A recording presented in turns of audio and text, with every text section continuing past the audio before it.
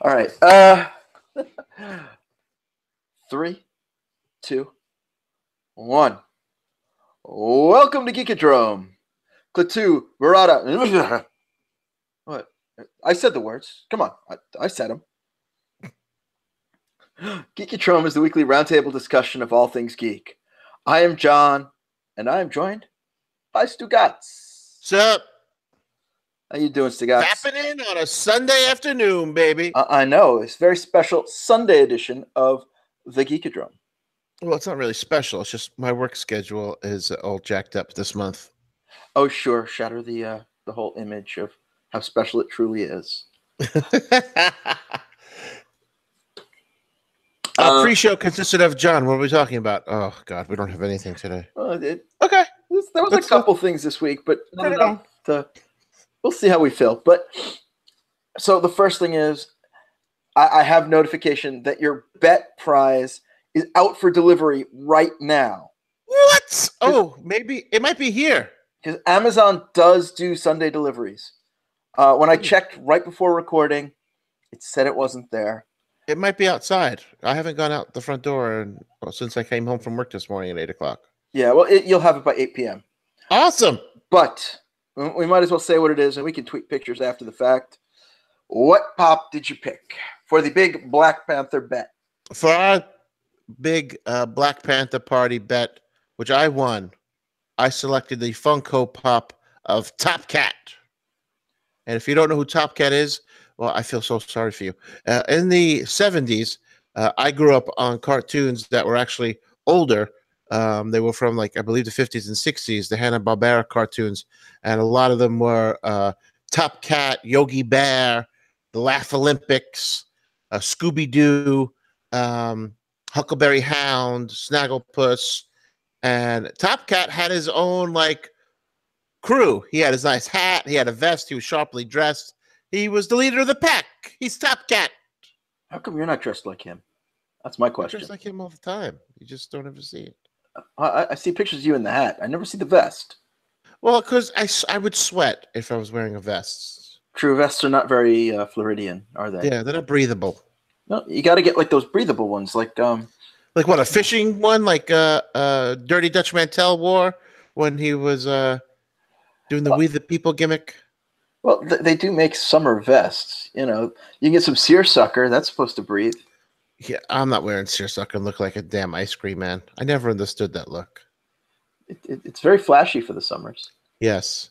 When I was a carpenter, they tried to make the apprentices wear seersucker overalls, as this way people knew who the apprentices were on the job. Yeah, okay, good luck with that. Look like I'm goddamn Mr. Softy guy. No. No, thank you. Well, that's unfortunate that you never got to wear the overalls then. Yes, very. Because that's what the world would have liked to have seen. I know. I'm just imagining it now, along with everybody listening. You in seersucker. I don't have any photos from that period. He burned them all. Let's be honest. No, it was the before the smartphones, and everyone had the Razor phone, and it didn't really have a good camera for taking photos, because it was all new, and there was no easy way to save them all. Yeah, it was like, oh, I got 2 pictures on my phone. I have to delete one now to take another picture. Yeah, but you also weren't backing them up to 10 different places. Yeah, exactly, and you had it was still the time of disposable cameras. Yeah, that too. And 1 hour photo. God, back in the day, yeah. And then the movie came out with Robin Williams, and I think that scared the hell out of people. So people stopped going to 1 hour photos. Well, I also think that kind of thing was going out of fashion at the time anyway. Oh, the movie just pushed it. Perhaps. That in the open availability. Better look at that kind of thing. I thought was Summer School, where Chainsaw and Dave work in the little photo booth. Yes. That was hilarious. I love those guys. That whole movie was good. Dude, Chainsaw ended up running for Congress or something. Oh, did he? Oh, we did a reunion of the cast of that movie. We really do. Let's get on that. I mean, if you ever look to see like where the cast is now, Mark Harmon is looking like he barely ages on NCIS. Mm-hmm. And Chrissy Alley, I mean, she's gorgeous. I always love her. I know she's a little cuckoo clock with her religion, but what else? Who else? There's a chick from Melrose Place. Melrose Place. Yeah. Tiffany, no. Courtney Thorne, no. Yes, Courtney Thorne Smith. Yes, that was it. I was going to say Courtney Thorne Thiessen. I was going to just combine all the names. I'm getting to it quickly. It's Courtney Thorne Smith. Who is the pregnant chick? Because she's in something that you don't even recognize her. She looks gorgeous, but let's see. Kelly Jo Minter was Denise. Something. Oh no, she was the one who couldn't drive. Shawnee Smith was the pregnant one. Yes, she's been in a lot of things. Yeah, she did something recently, and I was like, "Hey, who the hell's that?" And when I saw it was her, I'm like, how is that possible? She looks younger now. She was in the movie Believe. Yes. Savannah's Sunrise. Yep. Anger Management TV series. Yep. Grace Unplugged. I mean, it's already 2013. None of these I've seen. It's something like really recent. Well, yeah, she did 2 movies in 2016. What were they? Believe and Savannah Sunrise. It must have been Believe that I saw. She played a doctor in it. Yep. A small business town owner tries to save the local Christmas pageant against all odds. Against all odds. It's what I gotta say. So take a look at me now. Are we sure this wasn't like straight to Lifetime or something like that? I don't remember. I stay in patients' rooms, sometimes for like an hour doing stuff for them, like changing their IVs, cleaning them, changing linens, and they have the TV on. And you're like, oh, well, what is this? Yeah, I don't know. The last thing I saw her in was a bunch of Saw movies. Yes, exactly. I never seen a Saw movie, so I don't know what it's about. Oh, it's a guy sets clever traps to kill people, and they have to try and stop him. I mean, the early ones are really great piece of indie filmmaking. The later ones kind of go off the rails a bit, but whatever. Sold out, baby. Yeah, and she kind of becomes a reoccurring character in it. Okay. So the death of Photo and the recipient of Top Cat will be this afternoon by 8 p.m. Yahoo! Yeah. Pics to come on my Instagrams, Jon Stugots on his Instagram. And on the Geekodrome pod Instagram, which we have but don't use. So we got to start using that. Then we'll just put it there, and then I'll reshare it from there. All right. So I know you don't read a lot of of the recent Marvel comics. Yes. But I thought it was really cool and worth noting that Moon Girl and Devil Dinosaur is getting a cartoon on Disney. Oh, I don't know this comic book. What is the premise? Well, do you remember Moon Boy? Are you making Illuminati signs right now? I am. Okay. I just want to be clear. Now I'm doing the self high five. Yep. Take it for what it's worth. So, are you familiar with Moon Boy and Devil Dinosaur, created by Jack Kirby? Yeah. Oh. Like in the 1960s. He's a little like furry kid. Yeah. And a giant red Tyrannosaurus Rex, basically. It's not ringing a bell. Sorry. No, it was never a big, comic. Yeah. But it was relaunched a couple years ago as Moon Girl and Devil Dinosaur. So while the X-Men were kind of being pushed under by Marvel Comics because of the whole movie deal thing, they were bring back the Inhumans across Marvel, the New Humans, and like Ms. Marvel, they created Moon Girl and Devil Dinosaur. And Moon Girl is this little black girl who finds out she's also an Inhuman, New Human, and bonds with this giant red dinosaur that comes through a portal, basically. And she turns out to be the smartest person in the Marvel Universe. Oh. And it's actually a very fun read. Smarter than Stark and Reed Richards. And Bruce Banner. And Doctor Strange. Doctor Strange isn't really that smart. Oh, he just has a photographic memory. I mean, he's a doctor. He's very smart, but he's not like top 10 or top 5 in the Marvel Universe. Smart. Oh.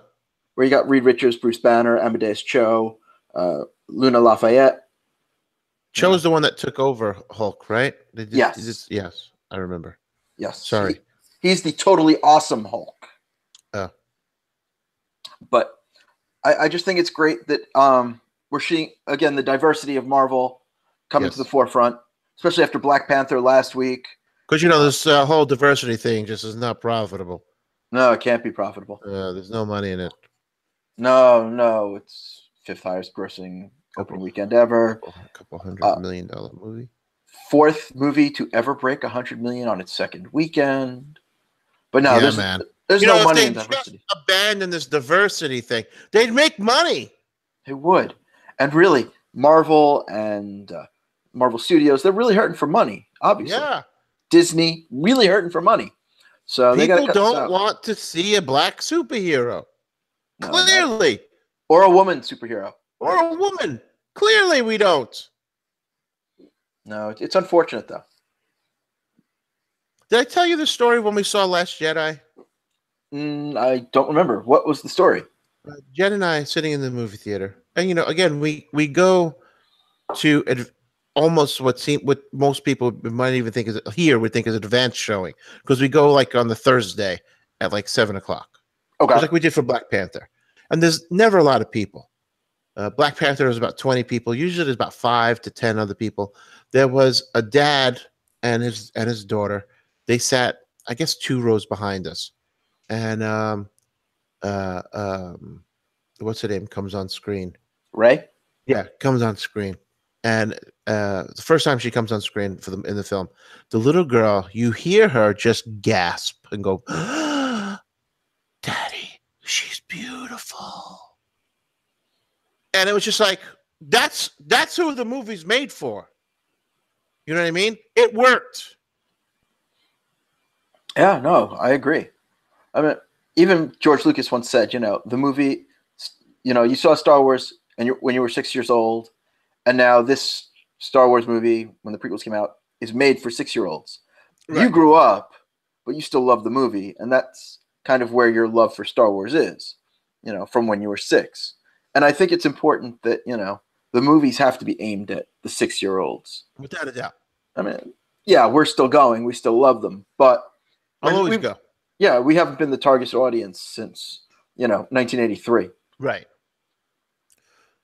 But it won't stop me from going to any of these. Oh, heck no. But, that's why we need the movies with the female superheroes and minority superheroes, because those people want to go to the movies, or they will go to the movies, so they might as well have someone that they can identify with, Oh, exactly. It's just like if I was an independent wrestling promoter, right? My company right now, my main good guy would be a black dude.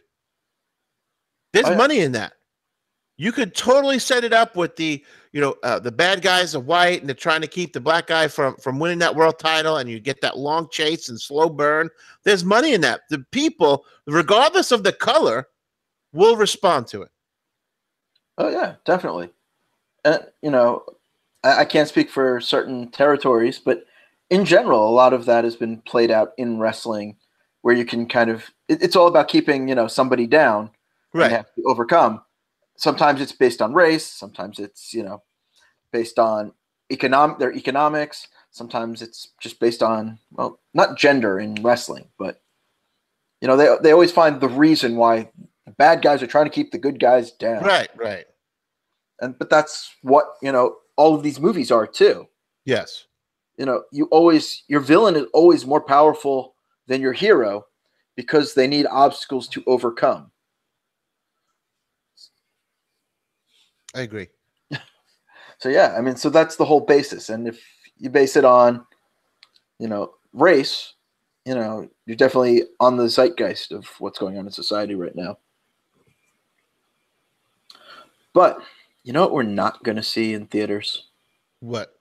Joss Whedon's Batgirl. What?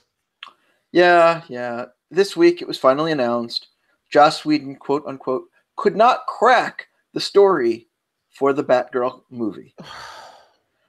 Joss Whedon, who ran 7 seasons of Buffy, 2 seasons of Dollhouse, most of a season of Firefly, all female-centric TV shows, could not find a story for Batgirl. An existing character where there are volumes of books to draw from. Exactly. She's been around, God, 50 years now. Mm-hmm. And, you know, most of these comics just rip off stories from the comic, movies just ripping off stories from the comics. Right. So I can't see that Joss goes, oh, I really like this run of Batgirl. Let's work on that as a movie. Okay. I'll just be devil's advocate for a minute. Okay. What is the quintessential defining Batgirl story? That is not Killing Joke. No, that is not a defining Batgirl story. Because it cripples her. It cripples her. It took her out of... And changed to Barbara Gordon. Yeah, no, it's definitely a defining Barbara Gordon story. But there was no Batgirl Barbara Gordon Batgirl for 20 years. Right. After that story, which was supposed to be, you know, not in continuity until it was in continuity. Yeah. So, you know, Gail Simone's run was very good. The Marv Wolf... No, that was Nightwing. Yeah, it's like, I can think of, like, stories she was in, but I can't think of defining stories. And maybe that's the problem. But that's not to say that there aren't... The source character is great. It's just, maybe there's just not enough source material. Like, who's a Batgirl villain? That there's actually a bunch of, and I'm not going to be able to know them off the top of my head, because the problem is also that I didn't read enough Batgirl in general. Okay. What if we Google this? Major Batgirl villain. Major. According to so I just Googled Batgirl villains, and top of Google, okay. According to GiantBomb.com, Bane, Black Mask, Calculator, Catwoman, Clayface. Wait, what site are you on? It's just, well, it's Google, but it's saying this is from GiantBomb.com. Yes, that's what I meant. Yeah. So these are all just Batman villains. Exactly. So maybe he's right. But I mean, that's not to say like there aren't. So the other problem is that I haven't read enough Batgirl, especially there's the Gail Simone run. There's the I love Gail. I like her stuff a lot too. I read those, but I don't remember the villains in them. You know, there was the Batgirl of Burnside run, which was right. I'm gonna blank on the writer, which was very well received. But yeah, there's not a great list of villains. I mean, that's to say they could create one if they wanted. Or you just take a Batman villain never done before. It's like, say, Black Mask. Well, let's keep it in the female genre. Let's see Harley Quinn. Let's see Catwoman. Let's see Poison Ivy. I'd rather see. I wouldn't mind seeing a Poison Ivy, or Livewire. Well, that's more of a Superman. I know, but she's on the list here. Oh, okay. I didn't that website. I didn't look at the full list. I just saw the ones that came up in Google. I can go to that list. But yeah, but at the same time, Parallax is on this list. So I don't know if he's actually a Batgirl villain. He's not even a Batman villain. I don't know. Wouldn't he Superman as well? Oh, he was like the whole DC Universe villain. He was Hal Jordan. Oh, that's right. Yes. Sorry, I'm mixing him up with someone else. That's okay. Yeah, Parallax is definitely a Green Lantern villain, which they turned into a whole big miniseries kind of thing. But then again, this list also has Nora Freeze. What if you... Yeah, it does. I saw that. What if you gender bent the Riddler? That could be interesting. Or I'd go one step further. A little... what's the word? Not transgender. Because that wouldn't fly, unfortunately. Yeah, we're slowly getting to that, but I think... Sexually ambiguous. Mm-hmm. Riddler. A great villain. Smart. Doesn't have to be... it could be creepy, you know. But it doesn't have to be wimpy, like no chicken shit heel. Yeah, I mean, I think there's just a lot of best. I think he pigeonholed himself, and he's just like, man, I can't do this. But because, like, look, we just came up with stuff right off the bat, you know, and we're just sitting here. We never talked about this stuff before. Yeah, and the other thing is that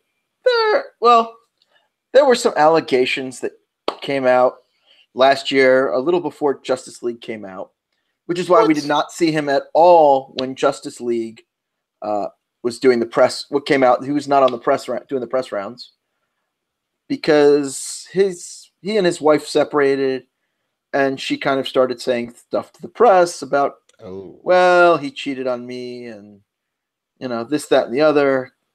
And while we're not going to speculate on their personal lives, it's probably not good that, you know, during the Me Too time, these things are coming out about, quote, feminist, you know, writer Joss Whedon. Yeah, yeah. And even now, I think some of these like rumor sites are starting to say, you're about to hear a lot more. Like the ones that used to have blind items that we talked about. I was just about to say, like, blind items? Yeah, I believe those sites are starting to say things about him now again. So it's likely we might be hearing his name again in the news. Whoops. I mean, in the meantime, he's doing Buffy season 12 comic books. He has had nothing to do with these comics since they started. And now it's just like, oh, now he has time for comic books. Yeah, of course. So that was announced the week before the news. So it's just like, okay, things are happening. Things are fappening. And it's not good for Joss right now. No. And I love Firefly. I love Buffy. But, whoo, doggy. You know, it sucks to be him at the moment. So, without him, do you think we will see a Batgirl movie? Yes. I think they really want a Batman universe of movies. Yes.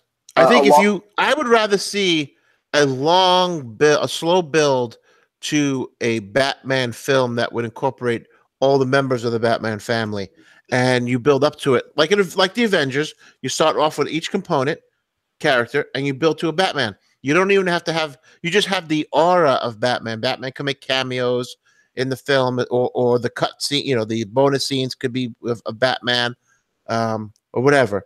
But the central character would be, you know, Batgirl, Nightwing, however many movies, you know, characters you want, and then you build to Batman, and the movie would just then be like Batman, whatever. Yeah. So Nightwing movie is still going ahead. Yes. The Batgirl movie. Let's see. Roxane Gay, the writer, tweeted. Roxanne. Tweeted she'd love it. Roxane Gay tweeted. You don't know that song? Roxanne or Roxanne, I want to be your man. Yeah. The old school hip hop right there. I know. I know both songs. I'm good like that. You don't have to turn on a red light. You walk the streets for money. Sell your body tonight. I thought you were going to talk. I was going to jump in and sing again. I know what you were going to do. That's why I fucking jumped in on you.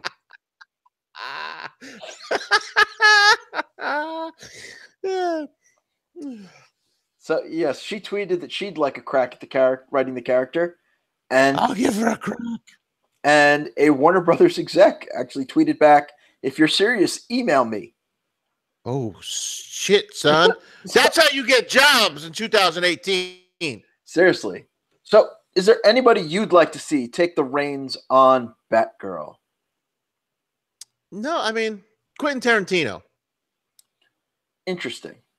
Well, Jon Favreau. I think DC's problem is they don't have someone they can depend on overseeing these things. And Jon Favreau, I know, could do it. I know he wanted to do it with Marvel. I think he got insulted when they picked Joss Whedon over him for it after he started everything with Iron Man. And I think that's the most important part. You have to have someone at the top saying, "Hey, I'm going to be in charge of all these things," and then they can hand pick directors and writers and actors, and it all comes back to this is my end goal. You guys have to come to it. I have no preference. I mean, I just want well done movies. I don't care who the actors are. I don't care who the directors are, man, woman, Martian. I just want these things to be awesome because they can be. I agree, but I also think that in the atmosphere we're in now, it should be a woman. I think so. I think if it was a guy doing it, I think no matter what kind of a job they do, they could do an excellent job. And I think you would still have that stigma of, well, this is like let's just say a woman's topless in the movie, and it's like, well, she wouldn't have been topless if you had a female, director. It's you're only showing the her bare ass because it's a guy. You're a guy, and you want to be titillated. But to be fair, this is going to be a family-friendly movie, and will not have. I know. I'm just saying. I just use that example. Like, no matter what you do, there will be something where it's the woman is portrayed poorly or like for a second in some way, shape, or form, and a woman filmmaker wouldn't do that. Yeah, that's true. So, I mean, previously we did have female directors before Patty Jenkins on Wonder Woman. We had Lexi Alexander did Punisher War Journal. Yes, which I liked. It was good. It wasn't great, but I think under a proper umbrella with a great script, I think she could create something great. Mm-hmm. But yeah, I like it. I enjoy that movie. Who was the director who did the Hurt Locker? I know it was a woman. I can't remember her name. It's a brilliant film. Yeah, no, I know, and I love the movie, and it's I'm gonna remember in 1 second. Catherine Bigelow. Yes, it was the first time I've ever seen Hawkeye in a film that I can remember. Oh, he's in a bunch of movies before that. I only remember him in SWAT and then that. I don't remember him anything else. And it was like, oh, this guy's really good. And I think she pulled a lot out of him.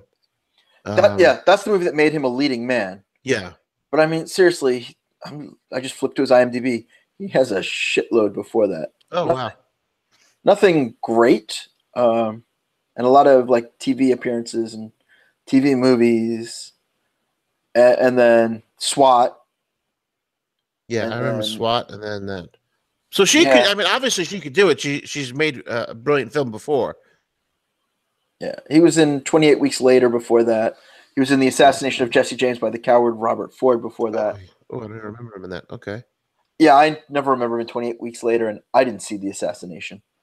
I saw The Assassination. I didn't see 28 Weeks Later. Well, I know you don't like zombie movies, so. Yeah. But yeah, so I mean, he had lots of bit parts before those two, and then that's what launched him up. So yeah, so where were we? Female film director. Female directors. Yeah, she was the first woman to win an Oscar. The other one I thought of was the director of Tank Girl, which was directed by Rachel Talalay. Okay. What else did she do besides Tank Girl? Well, she did an episode of Doctor Who last season. I know that. Yeah. She did a few episodes. She did some episodes of The Flash, Riverdale. Okay. A lot of TV lately. That's fine. Yeah, no, especially if it's superhero stuff, it all comes across. Yeah, it's a lot of TV in the last, 10 years. So, yeah, she became a TV director, which is fine. But I love Tank Girl. It was so good. She also directed Freddy's Dead, The Final Nightmare. Oh, wow. Yeah. But yeah, a majority of her stuff's TV, but I'd love to see her come back and do it because I enjoy that movie. I like what she's been doing with Doctor Who.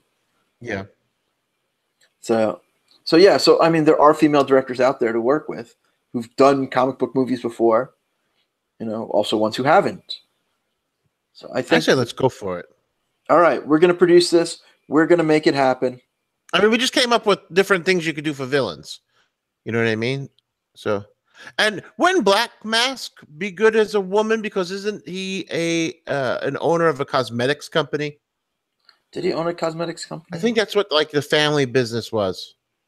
I don't remember that for Black Mask. I remember him like owning stuff. And Roman, he owned a corporation and is known as Black Mask. I'm skimming the thing on Giant Bomb, but it doesn't say what kind of company it was. Oh. But it was Roman Sionis. So, all right. Well, I'm not going to deep dive here while we're talking, but that's fine. That's fine. Yeah, I don't remember exactly the origins. I've read comics with him. It's gangster, basically, and the first thing I remember reading him in is when the whole earthquake happened and Gotham was cut off. Yes. No Man's Land. That was it. Yes. So that's really where I first remember him from. Yeah. So, yeah, that would definitely work, though. And it doesn't even need, again, that's another character, doesn't need to be a man. So, I mean, some of these can be gender bent and nobody will care. Because who remembers half these characters? And that's the thing. You have the opportunity to make something iconic that has a backstory, that has source material already. So why not? You could just tweak stuff to fit. Oh, yeah. Like Gotham does. Yeah. Gotham does it. It's fine. I don't have a problem with some of the stuff. Gotham turned Firefly into a man. Yeah. So, yeah, there's definitely a lot there. And they can play with the characters they already have. Ooh, there's always Lady Shiva, Yeah. It all depends on where you're going with the overall Batman universe story. If you're leading up to a showdown with Ra's al Ghul, then yeah, Lady Shiva would fit into that, right? Yeah. Or you could have his daughter. Yeah. Talia, who's a character I've always loved. So there's a lot of ways to go. But we're going to work on this behind the scenes. We'll let y'all know what we come up with. We will have a script for next week. Don't worry. We'll have a script. We'll have a director. We'll tell you when the shooting starts, when the stars are planning to be cast by. We're going to fast track this. We're going to make it happen. Yes. You sounded presidential there. My fellow Americans, we will have a Batgirl movie. But do you know what else we'll have? Will it be Pigs. Hot Picks? It is Hot Picks. What do you got for us this week, Stugots? I know you're seeking out a link for us. I'm sending you the link right now. It is the Han Solo trailer recut and set to the music of Sabotage by the Beastie Boys. Yes, it was. I did catch this week, and I thought that was pretty cool. I guess it's just because I love the song, and the video was such an iconic music video back when they made music videos, and this makes the trailer a lot more fun. If you weren't into it before, I think this will make you get into it. It's the same trailer, shot for shot. It's just this is the music, set that it's set to, and at the same time, it's just like, hey, wait, Star Trek used this song twice, pretty well. Yeah, that was gonna be my point. That Star Trek's already done that a couple times. Yeah, they've used the song fairly well twice, and so I guess it was just Star Wars' turn to use it. But I mean, that Star Trek movie was such a Star Wars movie anyway. Yeah. Like J.J. Abrams openly said, I was never a fan of Star Trek. I grew up on Star Wars. Right. And it was so obvious from that trailer. But I'm enjoying the Star Trek films. Whereas before, I was never really a Star Trek fan. Yeah, but it's a different kind of thing. Yes. I mean, it's not, it's more action-oriented, less inspirational. Yes. And I think that's something that's missing from current Star Trek. But that could always be tweaked and added. It could be, but they don't do it. Yeah. And to be fair, I haven't watched the series that was straight to internet, the Star Trek Discovery, beyond that first episode. But the two things with Star Trek was it was very forward-looking and very optimistic. Yes. And they kind of seem to forget these things in all of the current series. I watched that first episode of Discovery, and it was very dark. And didn't look hopeful. Yeah, it just didn't bleak. Yeah, I mean it was well done, but it just did not draw me in to pay $10 a month, or try and find places on the internet to acquire it in a less than legal manner. Right, which isn't cool. It's not cool to begin with, no. So it's like, it's not worth it. I do love the cast, though. I think the very casting good as well. I love their chemistry that they all have. The banter between all of them is really, really nice. Yeah. No, they cast seemed to be good, and I know there were some twists to that along the way, but I'll never know unless it like magically appears on Netflix here in the United States, like it does in like Australia and Europe. What, the movies you mean? No, the series was for CBS All Access in the US. No, I was talking about the movie cast. Oh, I know, but I was saying also like that series did not catch me. No. We switched to talking about the series, the Discovery. No. Because it's just, I don't know, it's not hopeful. Like, that's the one thing that's been missing from Star Trek now. Yes. But you know what was hopeful? This week, I took the girlfriend to use the tickets that I gave her for her birthday in October. And we saw the opening night of previews for Frozen on Broadway. Oh, cool. So that was a lot of fun.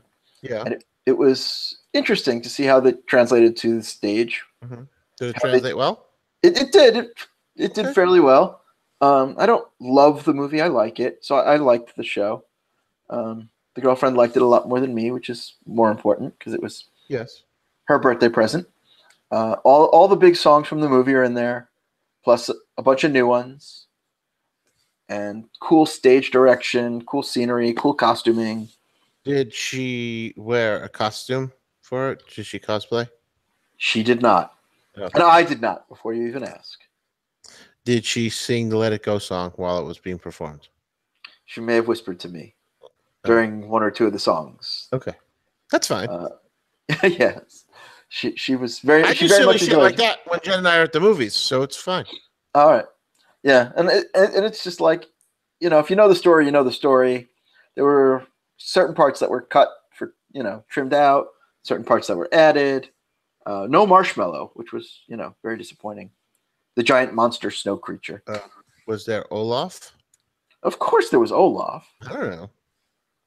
And he did sing In Summer. So if you ever want to know what happens to a snowman in summer. He dies. Well, they melt. Yeah, I guess that was missing from the ending, where they kind of save Olaf with magic. So I hope he survived the ending. They put a top hat on and say, "Happy birthday!" No, they did not. Oh. Although one funny thing is, at the In Summer, if you know the movie, he wears a straw hat during that song. Yeah. From off stage, they throw him a straw hat. And the actor failed to catch it. Oh, I know. It was sad and funny at the same time. I'm sure they've rehearsed it a dozen times, and he caught it every single time. Oh, yeah, and the show previewed in Denver prior to being Broadway. Same cast? As far as I know. Okay. It was workshopped there, and then came to Broadway, and this was the opening night of previews. The show opens... Denver, wow. That's really off-Broadway. Yes, it's kind of far from Broadway. Yeah, off.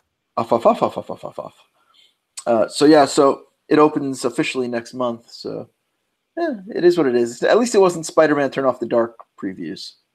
Yes, because that's just notorious. So, and on that note, if you want to find more Geekodrome, do you want to find more Geekodrome? Do you need more Geekodrome in your life? Do you feel your life is lacking from the amount of Geekodrome? Does your doctor prescribe Geekodrome to you? If so, check out geekodrome.co. If you're more inclined to, subscribe and have it delivered straight to your home. Do you want Geekodrome delivered directly to your door? I do. That's why I subscribe on iTunes. I also have access to Google Play and other fun places to find podcasts. Do you prefer the use of SoundCloud? We're there too. We are. And we're also on the Twitters at Geekodrome Pod. Do you Twitter? I do. I Twitter and talk to at Geekodrome Pod on a regular basis. Do you Facebook? Are you on the Facebook? If you are, we are. We're a Geekodrome Podcast. What a coincidence! What would happen if somebody wanted to talk to me? If you are on the Twitter, you can get Just John by going to at Just John. But what if they prefer Stugots? If your preferences are a lot more aligned with Don Stugots, on Twitter, go to at Don Stugots. Press 1 for Just John. Press 2 for Don Stugots. I would love to get an Alexa if I can do the voice on it, though. I don't know if I want your voice on my Alexa. And it would just be, instead of saying, hey, Alexa, like, hey, Stugots. And I'm like, what? Yeah, the only problem is you can't change the name. It has to be... Oh, no. It has to be, it would have to be hey, Stugots. It's Echo, computer, or that woman's name that you keep saying. Alexa. Yes. See, the difference is I have headphones on. It can't hear you. I know. I say it. It goes off. I know. But it's over there on the other side of the room. I think I would love that. I would love if we could if there was a way to customize it that way with my voice for people, and it'd be hey Stugots. I'm like, what the fuck do you want now? It's like those friggin' ads from the Super Bowl. Yes, where it's like famous people doing the voices. Well, the back in the 2000s, early 2000s, I had a TomTom GPS for the car, and you were able to do celebrity voices. Oh yeah, I had Mr. T. And he'd be yelling at you about making a left turn, and it's like I'm still 200 feet away from making, like I'm 2 blocks away still. Make left turn now, fool! And it's like, what the? This is so poorly executed because I'm nowhere near the left turn yet. Well, my favorite was they did. Have you ever played the video game Portal? No. Okay, well, there's this computer called GLaDOS. And she's really just trying to sabotage you the entire game, which it's part of the fun. And people quote it all the time.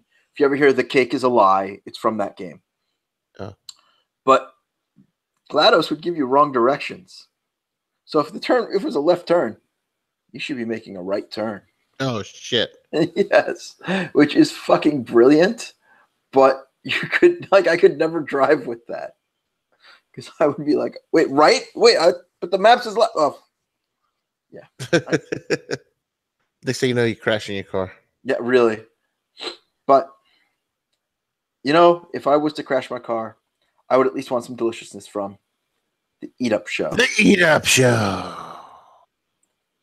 So that would be the show that you host. Oh, it is. What a coincidence. Whoa, it's mind blowing. What is the Eat Up Show cooking up this week? This week, I have another kitchen hack coming at you where I will show you the proper way to reheat leftover pizza. Ooh, that's important. And it does not include putting it in the microwave. Well, there goes my method. My foolproof cooking method. Yep. Can I guess it? Does it involve an oven and a frying pan? I don't know. You'll have to tune in and see. Now I got to tune in and find out. Yep, it's a mystery. It's a cliffhanger. It's a tease. Wow, we're really up on the cliffhangers these days. Yes. You know what else we're up on? The end of the show. I was going to say pointing up at that big WrestleMania sign up there. Because it is just a 2